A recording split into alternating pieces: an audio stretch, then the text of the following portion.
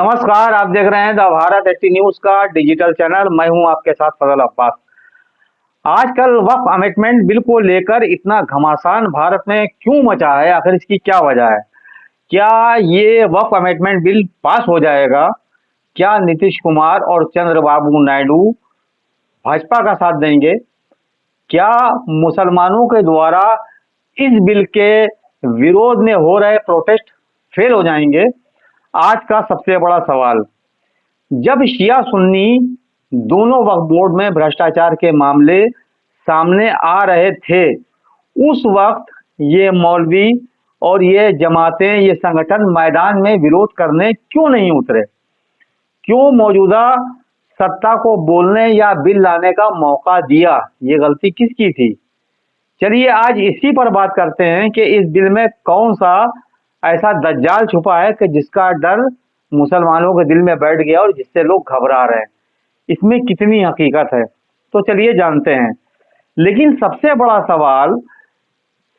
सवाल मौजूदा सरकार से ये कि वक्फ अधिनियम 1995 के तहत कोई संपत्ति वक्फ के रूप में तभी दर्ज होती है जब सर्वे कमिश्नर उस संपत्ति को यानी उस संपत्ति की जांच करके रिपोर्ट तैयार करता है और वो केंद्र भेजता है। जब केंद्र से अप्रूवल मिल जाता है तब वो संपत्ति वक्फ में दर्ज होती है, यानी कि एक लंबे प्रोसीजर के बाद वक्फ में दर्ज होती है। जैसे ये कहा जाता है कि मुसलमान जिस संपत्ति को कह दे वो उसकी हो जाती है, तो ये कितनी बड़ी बकवास बात है। जबकि खाली आपको लीगल वे में वक्फ करने के लिए कितनी कठिनाइयां होती हैं कि सर्वे कमिश्नर जांच करेगा, फिर उसकी रिपोर्ट बनाएगा, फिर जाएगी, फिर वहां से अप्रूवल आएगा, तब राज्य सरकार उसको दर्ज करेगी और उसके रिकॉर्ड केंद्र में भी होंगे। आप समझिएगा बात को। अच्छा, अब चलते हैं आगे। वक्फ बोर्ड में जब इतने प्रोसीजर के बाद संपत्तियां रजिस्टर्ड होती हैं तो, और इसमें सबसे बड़ी बात ये, केंद्रीय वक्फ परिषद जो दिल्ली में है, ये इसकी निगरानी में रहती हैं। ये जो संपत्तियां वक्फ की हो चुकी हैं राज्य स्तर पर, हर राज्य में शिया सुन्नी वक्फ बोर्ड राज्य सरकार के अधीन काम करते हैं। आप समझिए बात को। केंद्र स्तर पर केंद्रीय वक्फ परिषद बनाया गया है और सभी राज्यों के वक्फ बोर्ड का एक डेटाबेस होता है इनके पास। साथ ही वक्फ का एक मैनेजमेंट सिस्टम जिसको WAMSI नाम का ऑनलाइन पोर्टल भी 2014 से शुरू कर दिया गया, जिसमें 8.7 लाख से अधिक संपत्तियों की डिजिटल रिकॉर्ड मौजूद है। अब चलते हैं नए विधेयक की ओर। नया विधेयक क्या है कि वक्फ संपत्तियों के कागज फिर से क्यों मांगे जा रहे हैं और कागज न मिलने पर इन वक्फ संपत्तियों का क्या होगा? सबसे बड़ा सवाल ये है, और इसका सबसे बड़ा डर मुसलमानों को क्यों है? तो इस बिल में 5 पॉइंट सबसे खतरनाक माने जा रहे हैं, जिसके अंदर मेरे पढ़ने के बाद मुझे लगा कि 4 चीजें कुछ लग रही हैं खतरनाक मुसलमानों के हिसाब से, जो कहा जा रहा है और जो कुछ इस टाइम चल रहा है, जिस तरह की न्यूज़ें चल रही हैं, जिस तरह के ट्वीट आ रहे हैं, जिस तरह के वार्तालाप हो रही है, जिस तरह की मौलानाओं की वीडियो आ रही है, उस हिसाब से एक पूरी जांच की है और उसके अंदर ये भी जानने की कोशिश की है कि आखिर इस बिल में है क्या। तो उसके अंदर 4 पॉइंट निकाले। इस बिल में पांच पॉइंट है, लेकिन 4 मेरी नजरों में ज्यादा खतरनाक माने जा रहे हैं मुसलमानों के मुताबिक। जिला कलेक्टर इसमें सबसे नंबर पर है। जिला कलेक्टर को वक्फ संपत्ति की जांच का अधिकार, यानी कि इसमें मुसलमानों को यह डर है कि 8.7 लाख वक्फ संपत्तियों, जो इससे भी ज्यादा है, इसमें मस्जिदें, कब्रिस्तान, दरगाहें, इमामबाड़े शामिल हैं। इनमें से कई संपत्तियों के कागजात अधूरे या पुराने हैं। मुस्लिम जो संगठन है उनका ये डर है कि अगर कागज पूरे ना निकले, अधूरे निकले या निकले ही नहीं, तो इस सूरत में कलेक्टर वक्फ मानेगा ही नहीं, और अगर कलेक्टर ने वक्फ नहीं माना तो संपत्ति सरकार की हो जाएगी या वो निजी हाथों में चली जाएगी या वो तोड़ दी जाएगी, खत्म कर दी जाएगी। बहरहाल कुछ भी हो सकता है। अब लोगों को यह भी डर है कि इस बिल के आने से पहले जब मस्जिदों के तहखाने में मंदिर निकलने लगे और इस तरह के विवाद पनपने लगे, इस तरह की FIR होने लगी और इसको लेकर कई सांप्रदायिक दंगे भी हुए। इसके अंदर संभल का भी मामला है, वाराणसी में भी इस तरह का मामला सामने आया। तो बहरहाल इस चीज का डर तो है कि अगर कागजात पूरे नहीं हुए तो वो संपत्ति आपके हाथ से चली जाएगी। पहला डर तो ये है। दूसरा, जो पुराने कानून में 1995 में था कि अगर कोई मस्जिद, कब्रिस्तान, इमामबाड़ा वक्फ के रूप में इस्तेमाल हो रहा है या उसे वक्फ बाय यूजर के आधार पर, यानी कि वक्फ बाय यूजर के आधार पर मान्यता मिल जाती थी, जैसे अजीमुल्लाह खां की करबला हाजी मस्जिद, एक मिसाल मैं दे रहा हूँ। लेकिन इस नए बिल में जो कानून है इसमें ये हटा दिया जाएगा। यानी कि मिसाल के तौर पर भारत में हजारों संपत्तियां खासकर ग्रामीण इलाकों में जो बिना लिखित दस्तावेजों के पीढ़ियों से इस्तेमाल हो रही हैं। एक अंदाजे के मुताबिक 70% से अधिक वक्फ संपत्तियों के पूरे दस्तावेज ही नहीं हैं, यानी कि अधूरे हैं। यानी कि जो मौजूदा जो उसका मालिक होगा उसके पास नहीं जिसने वक्फ कराई है। वक्फ के पास तो होंगी, ये तो बात तय है। अब वो वक्फ ना दिखाए तो उसकी बात अलग है, या सरकार ना दिखाए, सरकार कह दे हमारे पास भी नहीं है, तो वो एक बात अलग है। जबकि वक्फ करने वाले के पास भले ही कागज ना हो लेकिन सरकार के पास कागज पूरे जरूर होंगे। और यही एक बारीक पॉइंट है कि अब इतने सालों से कोई सुरक्षित तो रखेगा नहीं, क्योंकि सरकार के पास पूरा एक प्रणाली होती है कि जिसके अंदर वो सारे डॉक्यूमेंट सेव कर सकती है, रख सकती है। आम आदमी नहीं रख सकता। यही एक जो है वीक पॉइंट है कि अगर से आपके पास कागज अधूरे निकले या निकले ही नहीं तो वो संपत्ति वक्फ की मानी नहीं जाएगी। यानी कि बस ये समझ गए ना क्या होगा। अच्छा, और इससे मस्जिदों, कब्रिस्तानों में अतिक्रमण या सरकारी कब्जे का खतरा भी बना रहेगा। या खतरा बना रहेगा, कारण नहीं, पूरा पूरा खतरा ही है। बहरहाल नंबर 3 पर है सरकारी संपत्तियों को जो सरकारी, जैसे जो सरकारी संस्थान बने हैं या बिल्डिंग्स बनी है या कार्यालय बने हुए हैं जो वक्फ की जमीन पर बने हैं, इस नए जो प्रावधान आ रहा है इसके अंदर वो सिरे से रिजेक्ट कर दिया जाएगा कि सरकारी कोई भी संपत्ति जो सरकारी दफ्तर है या सरकारी कोई इमारत बनी हुई है और वक्फ जो है वो दावा करता है कि ये मेरी जमीन पर बनी हुई है, तो उसको भी खारिज कर दिया जाएगा, रिजेक्ट कर दिया जाएगा कि ये आपकी नहीं है, सरकार की। तीसरा पॉइंट ये है। चौथा इसके अंदर पॉइंट ये है कि जब हिंदू के किसी ट्रस्ट में मुसलमान को नहीं रखा जाता तो मुसलमानों के इस वक्फ बोर्ड में हिंदू को, यहाँ पर गैर मुस्लिम का लफ्ज इस्तेमाल किया, गैर मुस्लिम हिंदू के अलावा कोई यहाँ सही तो वही नहीं जिनको रखा जाएगा, या मुसलमान है या हिंदू, तो जाहिर सी बात है गैर मुस्लिम हिंदू को ही कहा जा रहा है कि हिंदुओं की नियुक्ति क्यों की जा रही है। अब इसमें इन्होंने एक डर और शंका ये जताई है कि इससे धार्मिक प्रवृत्ति कमजोर होगी और सरकार का नियंत्रण बढ़ेगा, यानी कि मुसलमानों के नियंत्रण से वक्फ बोर्ड निकल जाएगा। पहला तो पॉइंट ये है कि यानी कि वक्फ बोर्ड रहेगा लेकिन उसके अंदर पूरा अमला दखला सरकार का होगा। अब इसमें आखिरी सवाल और उसका जवाब मैं दे रहा हूं और जिम्मेदारी से दे रहा हूं। अब आखिरी सवाल ये है कि वक्फ भ्रष्टाचार होने पर सड़कों पर कोई आवाज उठाने क्यों नहीं आया, इसकी क्या वजह थी? तो इसका जवाब ये है कि जागरूकता की कमी, यानी कि जो मुसलमान शिया हो या सुन्नी उनको वक्फ के बारे में ज्यादा जानकारी नहीं थी कि वक्फ कैसे चलता है, क्या होता है, और ना ही कभी मौलानाओं ने इसके बारे में बताया, ना कोई जो मोहल्ले में नेता होते हैं उन्होंने बताया, ना इसके बारे में कुछ कहा, क्योंकि लोगों को अपने उलमाओं पर और जो वक्फ बोर्ड चला रहे हैं उनके ऊपर भरोसा था कि ये गड़बड़ नहीं करेंगे, ईमानदार लोग हैं। क्योंकि शिया में भी सुन्नी में भी ये माना जाता है कि माले हराम खाएगा तो आदमी दोज़ख में जाएगा। तो शिया और सुन्नी दोनों भरोसा करते थे कि यार ये लोग इतनी जिम्मेदारी से वक्फ चला रहे हैं तो हराम नहीं खाएंगे, खाएंगे तो दोज़ख की आग में खुद जलेंगे। लोगों का यह कहना था, उनको ये नहीं पता था कि मामले यहाँ तक पहुंच जाएंगे। अच्छा, सबसे बड़ी बात यह है कि ज्यादातर बोर्ड जो है उसमें सरकार की निगरानी तो रही, लेकिन बोर्ड हमेशा मुसलमानों के, शिया या सुन्नी के हाथ में, शिया बोर्ड शियों के हाथ में और सुन्नी बोर्ड सुन्नी के हाथ में चलता रहा। इसके अंदर सीईओ भी नियुक्त किया जाता था, शियों में शिया करा जाता था और सुन्नियों में सुन्नी किया जाता था, ये होता रहा। अच्छा, अब इसके अंदर एक पॉइंटेड बात यह है कि भ्रष्टाचार क्यों फलता फूलता रहा और लोगों ने आवाज क्यों नहीं? जब आपको जानकारी नहीं होगी तो आप आवाज क्या उठाएंगे कि भ्रष्टाचार हो रहा है? और जब भ्रष्टाचार की आवाजें उठी तो उनको इसलिए दबा दिया गया कि सब मोहतरम लोग थे, शिया हो या सुन्नी हो, तो उनकी बदनामी होगी और उससे कौम की भी बदनामी होगी, इसलिए उसको दबा दिया गया और मामलों को एकदम ध्यान ही नहीं दिया गया कि छोड़ो जाने दो, कौम की बदनामी होगी या वक्त जोड़े में मौलाना की बदनामी होगी या वक्त में जो मोहतरम लोग बैठे हैं उनकी बदनामी होगी, इसलिए मामलों को दबा दिया गया। यही एक पॉइंट था और यही एक कमी थी शिया और सुन्नियों की दोनों की कि जिसका फायदा सरकार को मिला।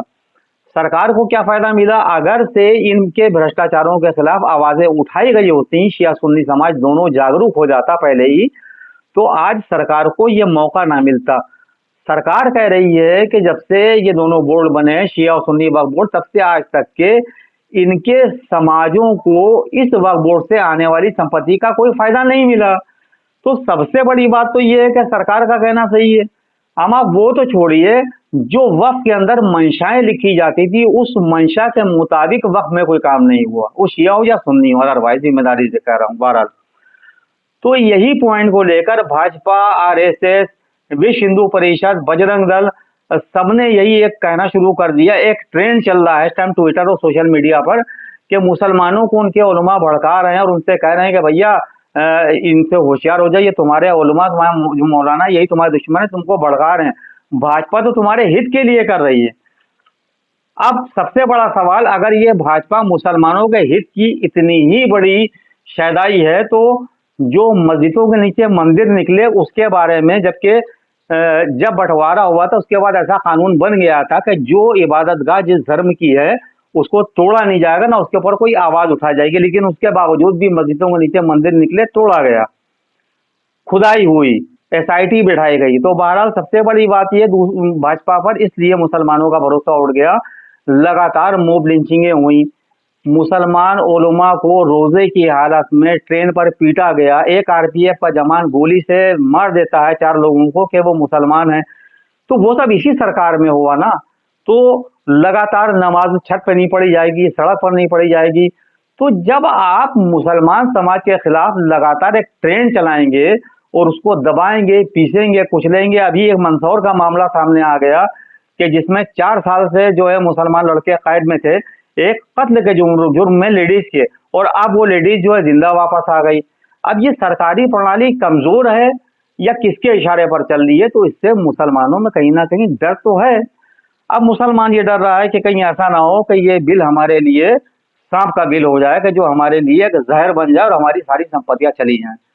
जो हालात बन रहे हैं उस हिसाब से सोचना भी सही है। अच्छा, बहुत से मुसलमान नेता जो बिलों में घुसे बैठे हुए थे, जो मुसलमानों की मोब लिंचिंग पर नहीं बोले, मुसलमानों पर हो रहे अत्याचार पर नहीं बोले, वक्फ बिल के मामले में वो सब अपने बिलों से निकल आए और निकलने के बाद अपनी ही कौम को, शिया शियों को, सुन्नी सुन्नियों को, जो नेता हैं वो ये बताने की कोशिश करने लगे कि इसके फायदे कितने हैं। जो मुसलमानों का नुकसान हुआ उस पर इनको कोई चिंता नहीं है, कोई टेंशन नहीं है, लेकिन ये वक्फ के फायदे बता रहे हैं अमेंडमेंट बिल के, मुसलमानों के लिए फायदे कितने हैं।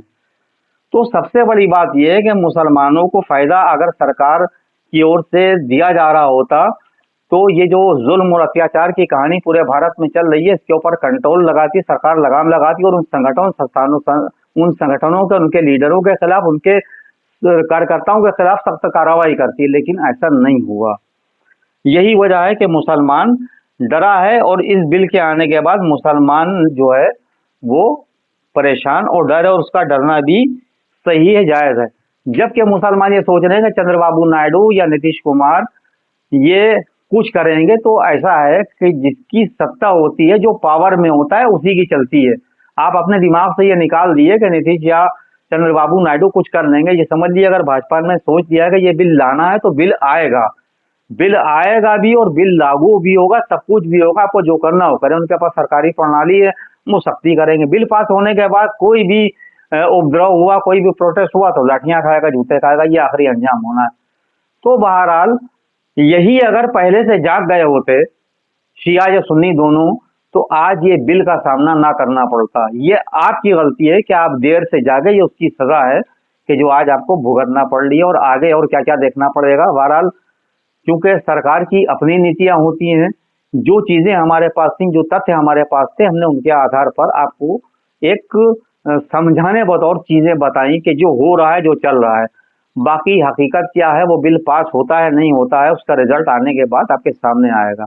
आज की हमारी वीडियो कैसी लगी हमें जरूर बताएं, और हमारी वीडियो को ज्यादा से ज्यादा शेयर करें, लाइक करें, और हमारे कमेंट बॉक्स में जाकर कमेंट जरूर करें। देखते रहिए द भारत 18 न्यूज का डिजिटल चैनल। नमस्कार, जय हिंद। के समुदाय के खिलाफ एक ऐसा कानून ले आए जो देश में शांति के बजाय अशांति का वातावरण लाए। धन्यवाद। देखिए, हम लोग डिस्कशन करने के लिए तैयार हैं, लेकिन मैं आपको सत्यता कुछ बताना चाहता हूँ। जो बार बार सरकार कह रही है कि मुसलमानों को कुछ नहीं बिगड़ेगा, वक्फ बाय यूज़र जो इन्होंने हटाने का काम किया है और कह रहे हैं कि हमने नहीं हटाया, उसके अंदर प्रावधान कर दिया कि कोई भी संपत्ति जो सरकारी हो, जिसके अंदर सरकारी हिस्सेदारी हो या विवादग्रस्त हो, उस संपत्ति को जब तक वक्फ नहीं माना जाएगा वो एक डेजिग्नेटेड ऑफिसर को उसकी जांच दी जाएगी, और जब तक उसकी जांच नहीं होगी वो तब तक विवाद संपत्ति वक्फ की नहीं रहेगी। उत्तर प्रदेश सरकार ने, इससे बड़ा उदाहरण नहीं दे सकता, उत्तर प्रदेश सरकार ने 78% प्रॉपर्टी 14,500 हेक्टेयर में से लगभग 11,500 हेक्टेयर लैंड सरकारी घोषित कर दी, जिसके अंदर खानकाएं, ईदगाहें, मस्जिदें और कदीमी मस्जिदें 400, 500 साल पुरानी मस्जिदें भी शामिल हैं, उनको सरकारी संपत्ति घोषित कर दी। और अब ये अधिकार चला जाए डेजिग्नेट, इस कानून के बाद डेजिग्नेटेड ऑफिसर के पास, वो तय कब करेगा उसकी कोई समय सीमा नहीं है कि वो कब तय करेंगे। तो ये जो विवाद की स्थिति पूरे देश में खड़ी होनी है, ये बहुत खतरनाक है, और ये पूरी तरीके से संविधान के धारा 14, धारा 16, धारा 25 के ऊपर ओवरलैपिंग है, और संविधान के साथ पूरी तरीके से मजाक करने का काम किया जाए। अब जब कांग्रेस कह रही है कि इंडिया अलायंस की पार्टियां विरोध करेगी, जब जेपीसी की 80 बैठक हुई है, जो प्रॉब्लम्स आपने गिनाई, इसको क्या जेपीसी में सब चीजें हमने गिनाई, बोलकर नहीं गिनाई, हमने लिख करके गिनाई है। हमने एक एक चीज के अंदर अपनी लिख करके गिनाई है। हमने कल भी अमेंडमेंट दिए हैं, हमने हर चीज को पूरी तरीके से लिख करके दिया, किसी चीज को डिनाई नहीं कर सकते कि हमने नहीं दिया। और ये आप इन्होंने ड्राफ्ट किया, वक्फ मुसलमान का है और मुसलमान का एक धार्मिक कृत्य है। वक्फ को ये लोग समझते भी नहीं है। जो लोग बेसिक चीज बता रहा हूं, पाकी और नापाकी, पाकी और नापाकी का फर्क मुसलमान बता सकता है, आप नहीं बता पाएंगे। तो आप जब बेसिक चीज भी नहीं बता पाओगे, समझ पाओगे, तो आप वक्त का ड्राफ्ट कैसे कर दिया आपने? लेकिन बीजेपी फिर निशिकांत दुबे ने लाया मुद्दा कि 1911 में मोहम्मद अली जिन्ना ने वक्फ बोर्ड लाया, और कांग्रेस जो है तब से मिसलीड कर रही है। मिसलीड कर रहे हैं? क्या मिसलीड कर रहे हैं इसके अंदर? हम तो सीधी सीधी बात कर रहे हैं, मिसलीड तो आप कर रहे हो। आप कह रहे हो कि आप अच्छा ही कर रहे हो, आपने लिमिटेशन एक्ट हटा दिया, आपने रास्ते खोल दिए कि जाकर के वक्फ की प्रॉपर्टियों पर कब्जा हो जाए, वक्फ की प्रॉपर्टियों के ऊपर उसी तरीके से आप एडवर्स पोजीशन के अंदर कोर्ट में चले जाएं। आपने आप रास्ते खोल रहे हो। करोड़ों रुपए की संपत्ति का किराया 200 रुपए आ रहा है, उसे बढ़ाने की बात नहीं कर रहे हो। आपने जो अपराध करता है वक्फ की संपत्ति कब्जाने का, उसकी सजा का प्रावधान भी कम कर दिया। आप लोग नीतीश कुमार, चंद्रबाबू नायडू तक को भी साथ में, हाँ, तो नीतीश कुमार, चंद्रबाबू नायडू साहब को तय करना पड़ेगा। ये मुसलमान का 1947 के बाद सबसे बड़ा मसला है, इससे बड़ा कोई मसला नहीं है मुसलमान का। ये सारी प्रॉपर्टी जो वक्फ की गई थी हमारे पूर्वजों द्वारा, वो इसलिए की गई थी कि ये यतीमों के लिए, मिस्कीनों के लिए, गरीबों के लिए काम आ सकें। ये गरीब, यतीम, मिस्कीन के काम नहीं, ये तो छीनने का काम हो रहा है, लूट मच गई है। इस लोकतंत्र में, एक स्वस्थ लोकतंत्र की परंपरा है कि आप किसी का समर्थन कर सकते हैं, किसी का विरोध कर सकते हैं, लेकिन विरोध के नाम पर नमाज को काला करना, विरोध के नाम पर मस्जिदों के से निकलते के साथ उत्पात करना, विरोध के नाम पर मस्जिदों को राजनीति का अखाड़ा बनाना, नमाज को जो है वो विरोध का साधन बनाना, ये ठीक नहीं है। ये जिस तरह से कुछ कट्टरपंथी मुस्लिम जमातें लगातार देश के मुसलमानों को बरगला करके, भड़का करके और झूठ फैला करके उनको आतंक और हिंसा की राह पर धकेलने की कोशिश कर रही हैं, उससे उनको बाज आना पड़ेगा। आप देखिए कि जो बिल अभी पार्लियामेंट में टेबल नहीं हुआ, उस बिल पर चर्चा हो रही है। क्या है? मजाक बना रखा है। ये बिल्कुल उसी तरह का प्रोपेगेंडा जैसे उन्होंने अपने सिटीजनशिप अमेंडमेंट एक्ट पर किया था। इन्होंने नागरिकता संशोधन अधिनियम जब आया था, या धारा 370 जब हटी थी, या मैं कहूँगा ट्रिपल तलाक का बिल आया था, तो किस तरह की अनंत बड़ी बड़ी धमकियाँ दी थी इन्होंने, और धमकियों के माध्यम से देश के मुसलमानों को बरगला करके, झूठ फैला करके, प्रोपेगेंडा करके और उनको भड़का करके उत्पात कराने की जगह जगह कोशिश की थी। और वो शाहीन-बाग नाम का कोई एक उन्होंने कुछ अगूपा छोड़ दिया, तो उसको लेकर के तो देश भर में अनेक जगह अनावश्यक रूप से जो है ना, कई लोगों की जानें भी चली गई इनके चक्कर में। लेकिन मैं कहना चाहता हूँ, देखिए, बिल को आने दो, बिल को पढ़िए, समझिए, उसके बाद उसका प्रचार करिए, लेकिन दुष्प्रचार करना ये अलाउड नहीं है लोकतंत्र के अंदर। दूसरी बात यह कि जिस तरह से राजनीतिक दलों को धमकाने की भी कोशिश की जा रही है, मैंने कल देखा कि कुछ कट्टरपंथी मुस्लिम तंजीमें मिलकर के अगर कोई राजनेता या राजनीतिक दल उनको समर्थन नहीं करता तो उनको धमकी दी जा रही है। ये ठीक नहीं है। आखिरकार कहाँ तक जाओगे आप, और धमकी देके क्या कर लोगे? आप मुस्लिम समुदाय के हितैषी बनने की कोशिश कर रहे हो इस तरह से बयान दे करके, जबकि वास्तव में मैं कहूँगा कि मुस्लिम समुदाय को ऐसे कट्टरपंथी नेतृत्व से जल्दी तिलांजलि ले लेनी चाहिए जो कि झूठ फैलाता है, बरगलाता है, मिथ्या आरोप लगाता है और देश की लोकतांत्रिक और संसदीय परंपरा पर आघात करता है।